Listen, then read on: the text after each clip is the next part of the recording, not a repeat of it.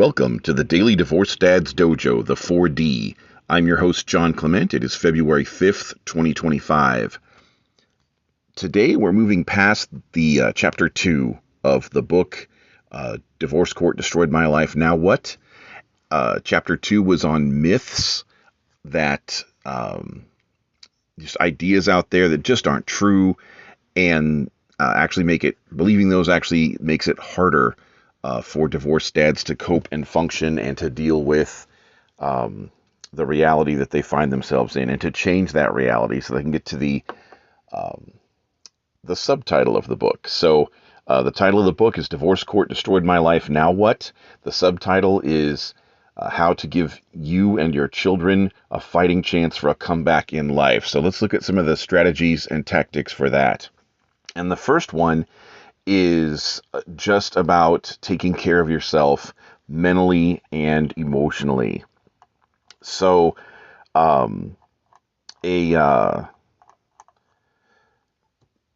hope it sounds obvious to you when I say that you are not garbage.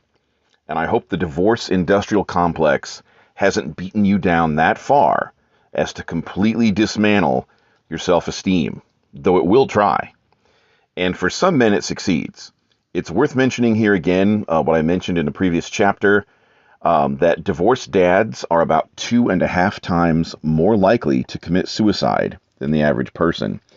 And a 2016 study published in the Journal of Epidemiology and Community Health found that men who were divorced or separated were 39% more likely to die prematurely from any cause, including suicide.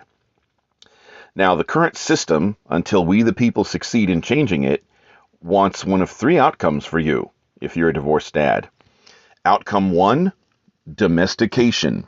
For you to just accept being a beast of financial burden, an occasional visitor to your own children, but never being a true child-rearing father figure. The system definitely doesn't want that. Outcome number 2, incarceration from failure to keep up with government demands for so-called child support. And 3, if the system can't, get you into mold number 1, domestication, or mold number 2, incarceration, well, there's always door number 3, death, from either suicide or stress-induced health problems. So let's take a look at it's reducing some of the stress here. Today's message is pretty much that, you may not be a fan of therapy or counseling or anything like that, but it's really, I haven't met anybody who can do this thing alone. A man's self-esteem and sense of self-worth, his psychological well-being, is tied to his ability to provide for his children. When the government, in the form of the anti-family courts, systematically and systemically dismantles a man's ability to take care of his children, that is a weaponized psychological attack on his psyche. Now, for a year, starting in 2013 and continuing to 2014, the state of Missouri seized my driver's license because it was mathematically impossible for me to pay 86% of my income for so-called child support and have enough left over to actually support my children and myself. In a previous chapter, I think chapter 1, if you go back, if you're hearing this on YouTube, just go back a few days, but I kind of told a little bit of the story of how in 2012, so-called child support had left me and my children homeless and on the streets, living in a car. But and there's another book that I have already published that gets a little more into detail into that story. I'll put a link down below. Of course, so from 2012 to about 2013, I was living in the car. Then in 2013, I just got an apartment, and my driver's license was seized. Now, of course, I had to get to work or my income would stop. And I told the Missouri state government stooges over the phone that I would continue to drive because they gave me no choice. I told them that over the phone. And yes, they are stooges. If they had any bit of conscience about them, they would quit their jobs, find a different job, and not be part of this system.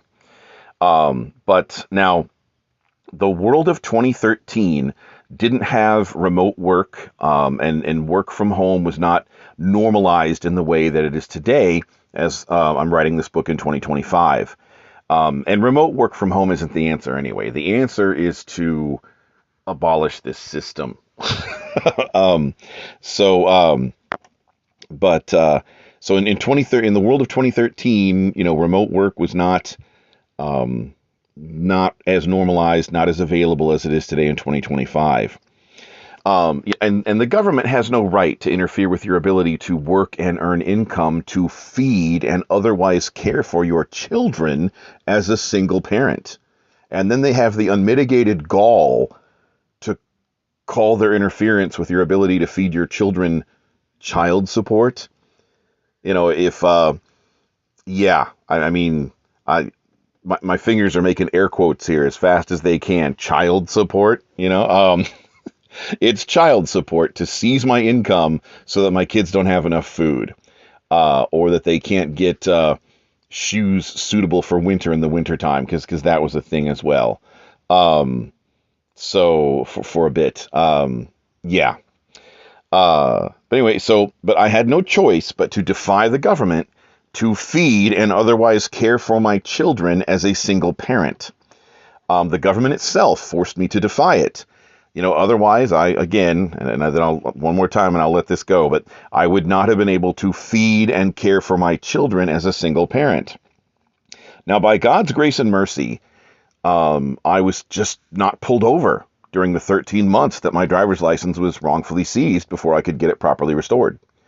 However, after 13 months, a year and a month, after 13 months of having my driver's license seized by the state of Missouri, the very next day after my license was restored to me, on day one of waking up in the morning and having my driver's license back, because I'd gotten it back the day before, the very next day, I was pulled over for a pretty normal warning citation. And I thought of the almost 400 days, because a year is 365 days and a month is about 30 more days. So, yeah, I thought of the almost 400 days that 13 months is, and how easily it could have been on one of those days that I'd been pulled over, a day I didn't have a license. I believe God made my driving invisible to cops for 13 months. Now, you might believe it was like luck or chance or whatever. You might have different beliefs about God, but either way, American states that seize driver's licenses from parents for reasons pertaining to so-called child support are intentionally attacking parents' ability to take care of themselves and their children. But, I mentioned up above, when I mentioned the three outcomes that government has for divorced dads, domestication, incarceration, and death. Hey, if you fall behind on that so-called child support stuff, that's door number 2. That's incarceration. Yes. Now we will look at some life hacks, other than driving illegally like I did and relying on divine blessing or sheer luck. I mean, that is not a recommended strategy. I'm not going to recommend that. It's part of my history. It's part of what happened, but it is not a recommended strategy that I'm going to recommend when we get to that part of this book. So we will look at some life hacks and tactics in a section of the book coming up that may assist you if your license has been seized. Now, if it's up already, if it's the future from now and you can skip ahead to that video, great. Or down below, there is a pre-order link, or if the book's already out, it'd be an order link, to order your own copy of the book. It's an ebook. As long as the book's already out, if it's not still in pre-order, you'll get it instantly, and you can flip all over the book, read whatever chapter you want in any order you want for whatever you need that's in there. Now, as a divorced dad, your mind is under severe psychological assault, not only in the form of legal abuse by your government and courts, and yes, they are yours because you are a taxpayer, but even if your government treated you fairly and non-abusively, divorce all by itself would take its toll on your mental health. There is a dream that I have had twice in my life, once during each divorce. In each of these 2 dreams, I was standing inside our large kitchen wastebasket while my soon-to-be ex-wife made dinner there in the kitchen. As she made dinner, she piled potato peels, carrot peels, plastic packaging, and other waste from the dinner preparation process right on top of me in the trash can. And as the dream continued, I was slowly getting buried with the other thrown away trash. This is why I started this section by saying unequivocally that you are not garbage. That was the very first sentence of when I started getting into this section of the book here. You are not garbage. The system will try to convince you that you are. This is kind of like one of those Lion King, Mufasa in the clouds type moments, where Lion King Mufasa, spirit in the clouds. You need to remember who you are. You are your children's dad. You are your children's father. And that doesn't change just because there's an anti-family system trying to socially engineer the family away by attacking fathers. Now, you may not be a fan of therapy or counseling. That's fine. I'm not here to tell you what to do. I'm here to provide strategies that I and others have found helpful and useful. So I strongly suggest that you find someone with whom you can talk to process what you're going through. Isolation and loneliness, separation from others, lack of support network or community. These things are psychological weapons of the system. Find someone, a friend, a counselor, a therapist, a support group, someone who will lift you up. And find a good one. There are, unfortunately, groups out there who claim to support divorced dads, but are toxic, grifting charlatans who make our society's situation for divorced dads worse, not better, as they rake in cash from nonprofit donations and government grants. The way you can tell the toxic ones apart from the good ones is that the toxic ones are part of the domestication system. So I mentioned that they're a couple times now in this particular episode or chapter of the book, that there are three outcomes that the system would like to push divorced dads into: one of those three: domestication, incarceration, or death. And the toxic father support groups, you can tell who they are just from their propaganda and their pamphlets and posters and websites. And or if there's any doubt, just go to their meetings or go make an appointment to talk to somebody. And if they are obviously part of the domestication process, if they try to convince you to accept your status as a second-class citizen and a second-class parent, as opposed to supporting you in being an equal parent to your children, then they're toxic. They're part of the domestication system. So find a good persons or group to talk to. Don't try to handle this like a lone commando. If you can't find one at the moment, say hi to us at the Divorced Dads Dojo Facebook group, link down below. Or if you've bought the ebook, the link's going to be in the ebook. Your mind and emotions are under assault, and you need to take care of them and keep them healthy just as you would your body. So tomorrow, we're going to get into